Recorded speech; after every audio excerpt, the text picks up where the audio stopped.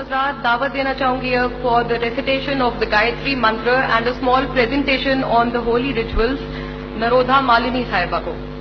नमस्कार, नरोधा मालिनी की तरफ से और वजीर आजम पाकिस्तान मियां मोहम्मद